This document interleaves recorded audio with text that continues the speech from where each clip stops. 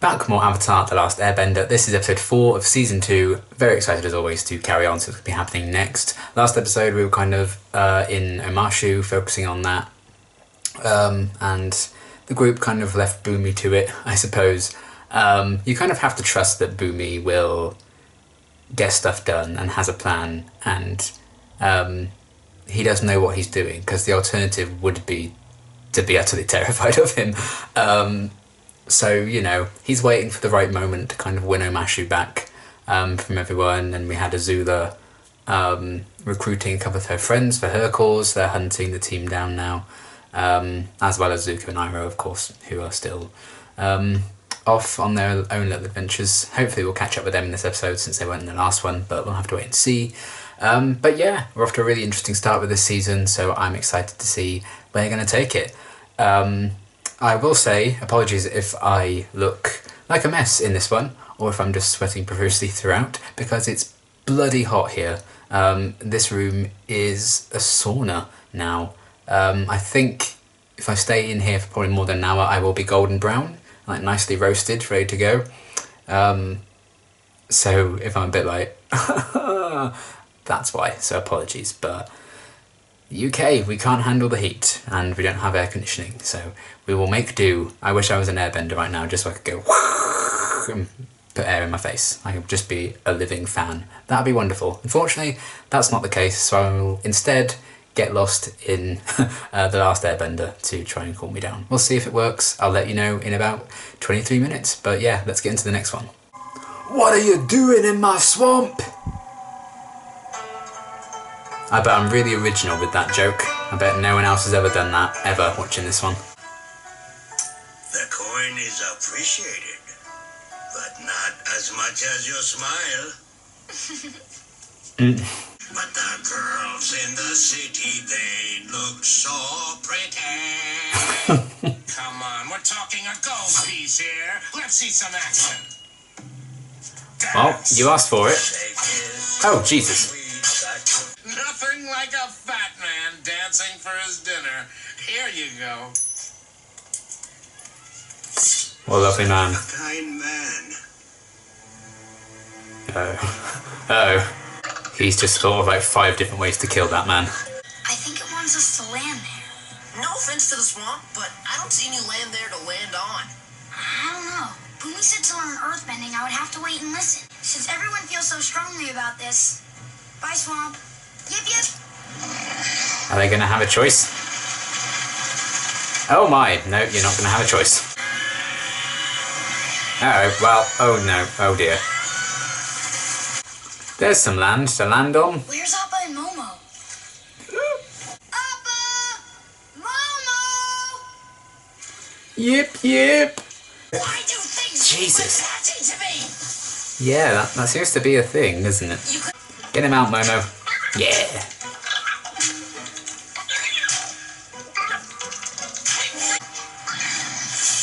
Oh, oh no.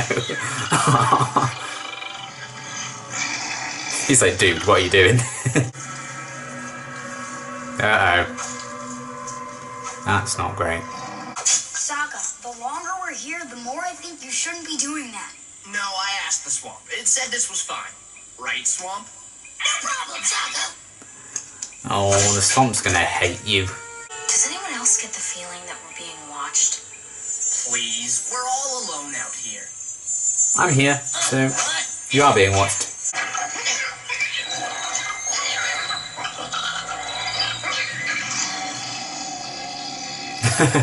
Shut up, I'm trying to sleep, people.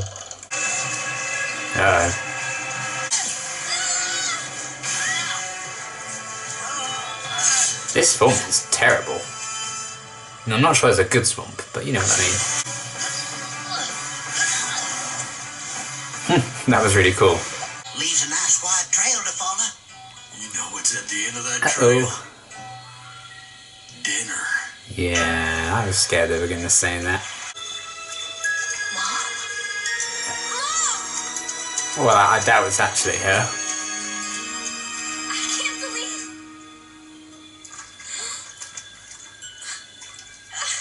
Oh. Oh no.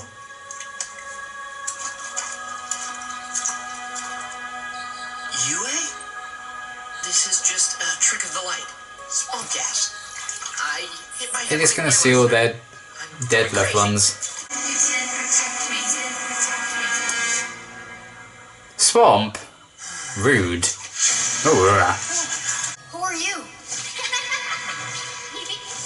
Hey, come back! I got a comment about pigs flying in the last reaction, and I knew it must have been something that happened in the show. Nice and easy. Nothing to worry about. We just fixing to eat you. What'd you say that for? Well, we are. But you don't have to tell them that. How do you No. know they'd understand me? But I appreciate the honesty. Ah. Fly, Appa, fly. Who's this going to be in relation to you? Oh. Hooray! What do you guys think you're doing? We were all just scared and hungry, and our minds were playing tricks on us. That's why we all saw Aw. things out here. You saw something too? I thought I saw UA. Yeah. But that doesn't prove anything. Bit reluctant to talk about it then. All the time. There's nothing magical happening here.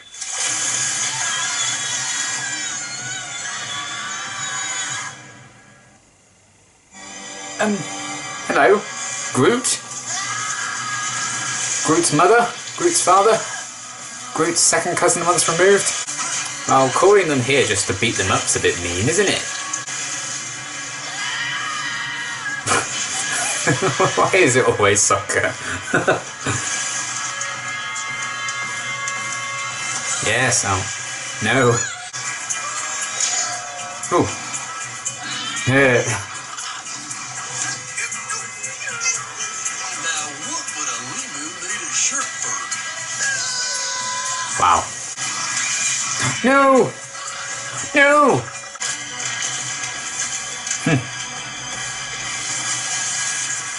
Nice. Oh.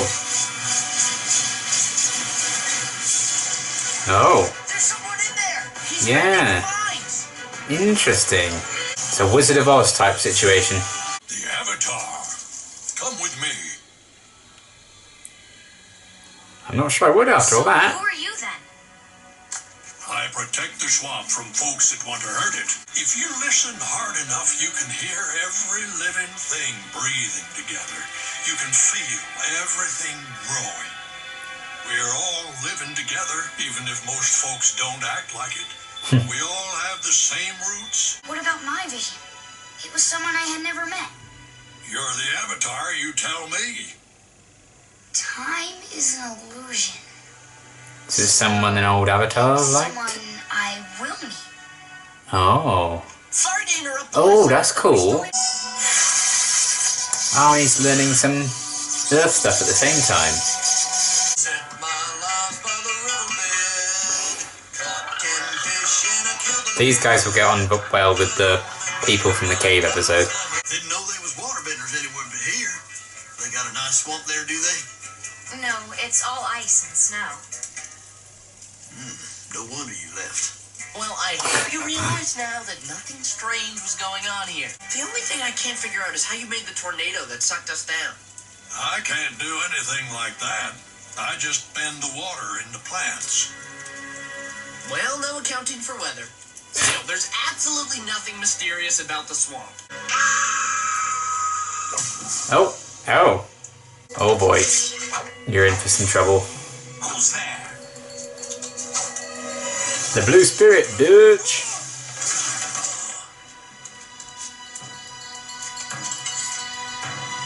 Oh, he literally is in the mask as well. Nice. Okay, another really good episode. I liked the location of the swamp. It felt very enclosed in a way, especially because while Zuko and Iro were in it, it was, you know, maybe 2 scenes near the start and right at the end. So it still felt like the whole story was contained and isolated, much like the characters were there. So I thought structurally the episode was quite clever in how it did that. And just the wider things we learn through that whole adventure, I suppose, in terms of, you know, things being connected and Aang being able to track people in that way. I wonder if he'll use that again, if that's going to be helpful in earthbending, and the fact that he's already taking on Boomer's advice and listening when the swamp was kind of calling to him. So I like that, we're already getting a lot of growth in terms of him trying to learn earthbending, which is clearly going to be a big thing this season since it's called Book 2 Earth. So I enjoyed this kind of setting, and also the idea of one of the guys that live in the swamp protecting it from people who might do it harm by bending the water in the plants, and making like a little guardian monstery thing out of it. I thought that was a really cool, clever idea.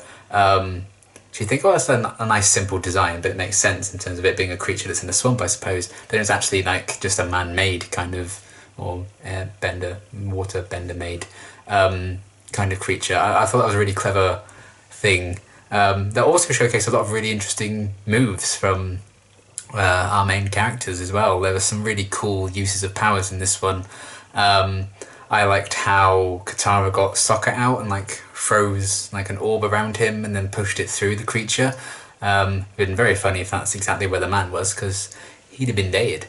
I liked that, and I think there was a moment that I really enjoyed with Aang trying to get away from the vines. I think they were wrapping around him, I think, and then he made a ball of air that snapped them so he could escape. I thought that was really clever. They keep coming up with some really unique, interesting ways to use the powers, which stops it from just being we're getting another battle where they just throw some air at each other or something. They really change it up, and there's so much variety to how they can use their powers. It's really inventive and clever.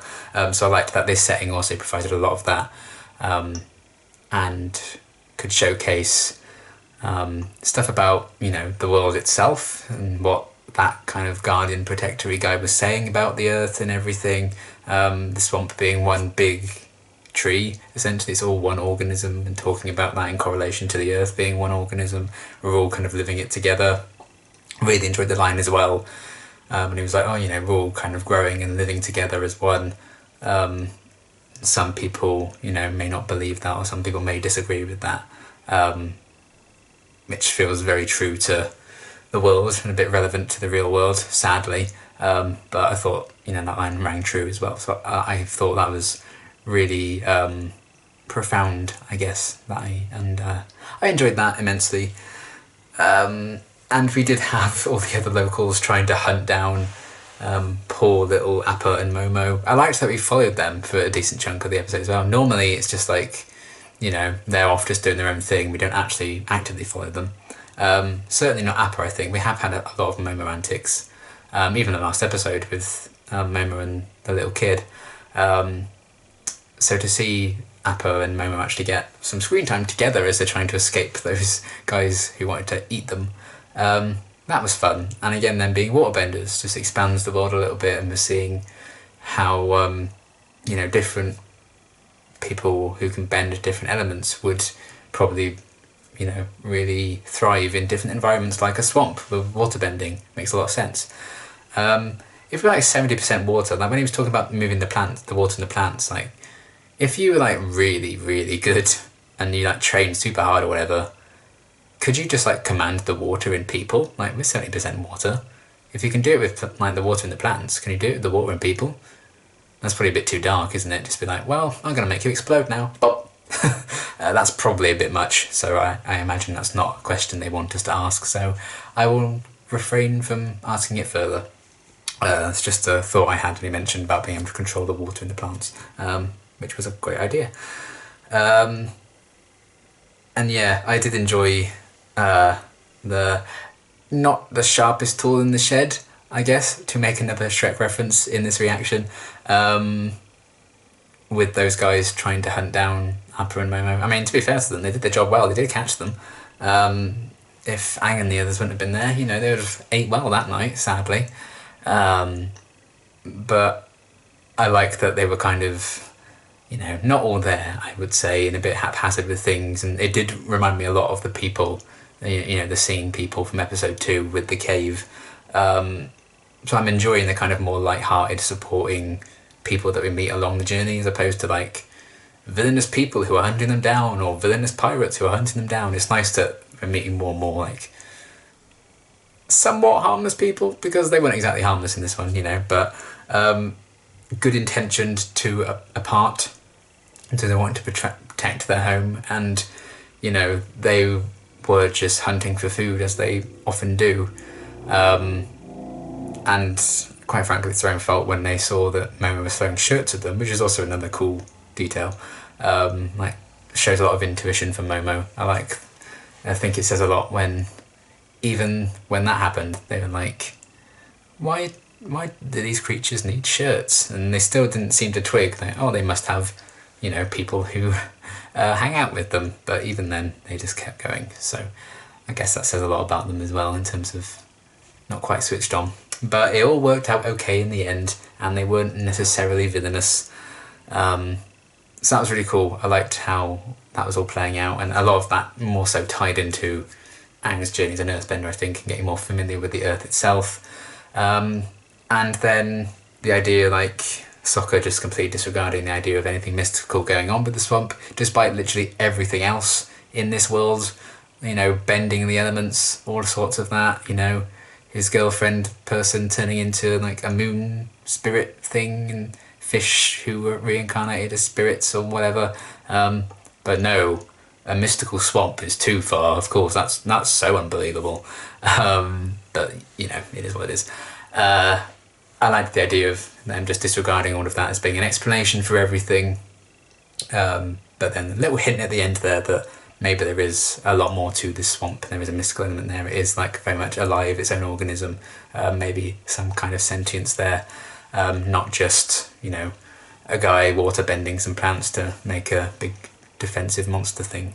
I don't know if that's going to be something that they explore a bit more, if it's just a bit of fun to kind of have that ending being like, oh, you know, this world is unpredictable, and as it often is, or there is something more to explore there. I don't know if they're going to stay in the swamp for the next episode or two, or if this is just it. Either way, I think it was a neat little thing, because Sokka is often proved wrong, so it's not like the biggest surprise that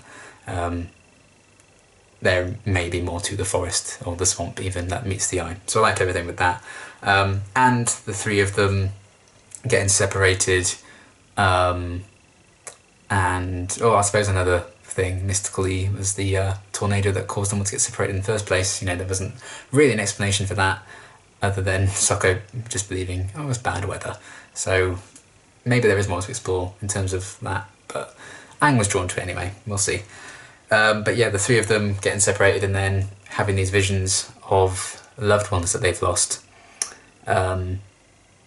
You know, I think that was kind of profound as well, kind of bringing out maybe a sense of insecurity for some. I think more so with Sokka, because he was the only one who was a bit reluctant at first to, you know, talk about what he'd seen and who he'd seen more specifically.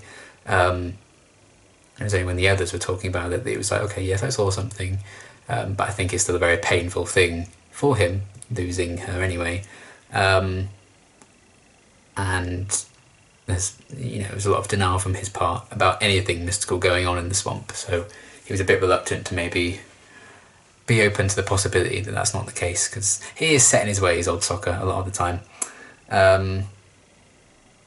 But yeah, I think they brought out some insecurity in him, because the vision even said, you know, you didn't save me or something, and clearly that must be his subconscious telling him that he feels like he could have done more to save Yue, and he feels guilty that she did kind of die and he couldn't save her. So I think that's more so, you know, telling us what Sokka is still going through, and the fact that he mentioned, you know, he still thinks about her all the time is really sad, because it's quite a bittersweet situation, that whole thing, having to lose her. So that was an interesting insight into where Sokka's at as well. You know, Katara still very much misses her mother. There's a real glint of hope when she thought that's who it was, and I mean, they even had her crying as she was running up to her mum, even though it was just a tree, which certainly is not her mum. So I like that they continue to explore the fact that she misses her mother, and that's probably a big driving force for her, if that's, like, you know, one of the people she misses the most. So that was kind of, again, kind of tragic and sad, but another cool look into probably a huge motivation for Katara and an inspiration for her, if that's who she specifically saw from who she'd lost. But I think the most interesting one is probably who Aang saw, because we don't even know who that is yet, and there seems to be hints that that is someone from the future that Aang hasn't met yet and will come to know, care about, even love, much as the others and the people that they saw. So I thought that was an interesting concept with the Avatar. You know, being able to see people that they haven't even met yet but will grow to care about. I thought maybe it was just someone that a previous Avatar had liked, or cared for, loved, whatever it may be. I don't know if it is going to be someone Aang specifically will meet and love, care about, whatever, or if it's going to be whoever, you know, an Avatar after him. But I imagine it will be someone related to Aang at some point, maybe this season, maybe next, I don't know. Given the fact that he is the Avatar and the show is kind of about him at the minute. So I'm looking forward to what that could mean. And again, that's another neat addition to the Avatar lore, I suppose. That in some such situations they might be able to see a glimpse of their future. So I'm going to try and remember this, and a little girl like laughing, running about. I think she was dressed a lot in white and stuff. I'll try and see if... I think they'll probably do like a quick flashback or something if this person ever does properly show up. But cool hint for the future, I think, that one down the line, so I'm excited to see where that all leads. But I like how being in the swamp brought out some fears and insecurities and grief, I think, in a lot of these people. And I almost wish maybe they could explore if the people that still live in the swamp now, if they still kind of see that kind of stuff. Does that happen to them? Or are they used to it by now? Has it never happened to them? You know, what drew them particularly to the swamp? How long have they been there? That'd be cool to explore, but I don't know if there's really time for that. Either way, all good stuff with all of them, and I really enjoyed following Appa and Momo for a bit, because they're an iconic duo. I hope we get more of that. I liked them kind of tuning up. That was a bit of fun, and it provided, I guess, some more comedic stuff to some of the heavier moments, like with Katara and her mum, and people seeing their dead loved ones. Basically, it doesn't exactly ring comedy, does it? So I like that there's a kind of a bit more lightheartedness to the Momo and Appa stuff, even if they were being hunted, but they were being hunted by idiots, and we were kind of very much aware of that. So it was a bit more lighthearted, and I liked that. And then we got a very brief bit with Zuko and Iro trying to continue to make ends meet and get by. Iro clearly is capable of swallowing his pride and just doing what needs to be done, and will do whatever it takes to kind of do it, really. I'm sure he was really embarrassed about that absolute arse. Forcing him to dance and sing for 1 coin, 1 gold piece, whatever it was. But I think Iro... I think it's probably a mix of he has no shame anyway, as we've probably seen quite a bit. He doesn't mind really embarrassing himself, or at least he's not aware he's embarrassing himself sometimes, or Zuko is embarrassed on his behalf, surely. But I think sometimes he'll be aware that, yeah, this is kind of embarrassing, but we need money, so I'm going to do it. And I don't think he'd force Zuko to be the one to do that as well. I think he cares about him a bit too much to do that. You know, he's this silly old man, if being embarrassed for a bit to get some money to keep his nephew on his feet. I don't think he's too bothered about that, because Iro is honestly like the best person alive. Well, fictional person alive in a fictional world. It's fine. And then, yeah, Zuko, I think some of it was just he thinks he's better than having to get by in this way. He's better than just being, you know, someone on the street begging for money because he's royalty. He still believes that is where he belongs right now. But I think he'll learn that that's probably not the best place for him. And I was thinking during this episode, because when they were talking about like earthbending and stuff, and I was thinking about Aang learning about earth, I was thinking, like, my mind kind of wandered and was like, who's he going to get to like teach him fire? Like firebending? How's he going to learn that? And I thought, oh, what if he learns it from Zuko and they like become friends and he learns it from him? That'd be so cool. Or even Iro. If one of them teaches him, that'd be great. But I think that's probably something for next season, so I'm just going to hold on to that and forget about it. I mean, by the time that probably does even happen in the show, I'd have forgotten that I've even said this, so it doesn't really matter. But that's just, again, something I was thinking of during this episode. But yeah, I think Zuko kind of felt, well, we're beyond this. This is dumb. I hate everything. You know, the classic Zuko personality trait. That's being, you know, it's limiting him quite a bit there. You know, I've delved into him and his character a bit more than that.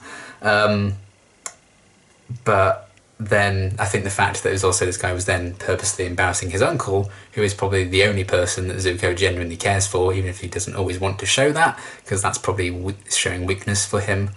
All that combined, I think, then led to him lashing out. He didn't want to lash out with Iro right there, because he'd probably get scolded for it.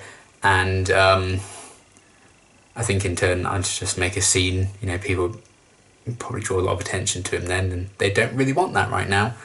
So he waited, hung back. He was like, I'm going to get that prick for embarrassing my uncle and making me feel small. I'll make him feel small by probably cutting him into a few different pieces. Exactly what he did to that guy, if he just beat him up, or if he killed him, I think that's going to be kind of key to maybe where his character will go. Because we saw him like steal from those people that helped them in episode 2. So maybe that might just murdered this guy. You know, and I'm not sure, like, oh, maybe they're not going to be redeeming him or doing anything like that with his character if he just keeps straight up murdering people, but we'll see. But I think there was a mix of, you know, care for Iro and just the sheer anger inside of him anyway about the whole situation that he's in and having to made to be, you know, made to feel small in that way. And he lashed out at the guy at the end. And he has the blue spirit mask back. I feel like he'd lost that before. I'm sure he like lost it, so I don't know if he just found it or he got a new one maybe. I imagine there's like, they just make them in bulk, I imagine. You know, it's probably like a classic mask you might be able to buy at a festival or something. But I like that he kind of took up the blue spirit mask again. It makes sense if he wants to be anonymous and he doesn't want people tracking him down. He doesn't want to make a scene with his usual face, so people don't know it's him.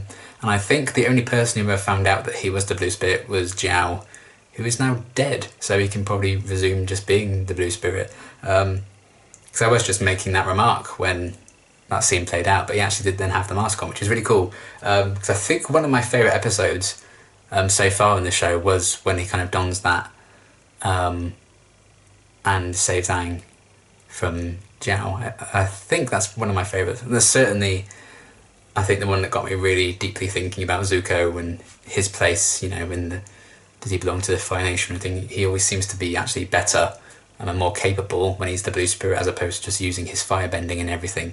So the fact that we're getting more of that is really exciting, and I wonder if Iroh's going to click if he finds out that something happened to that guy, or if he's, you know, he can't be going too long not wanting Zuko to be in his line of sight. You know, he's super smart. I think he'd know if Zuko keeps sneaking off doing blue spirit stuff. I'm sure Iro will find out at some point.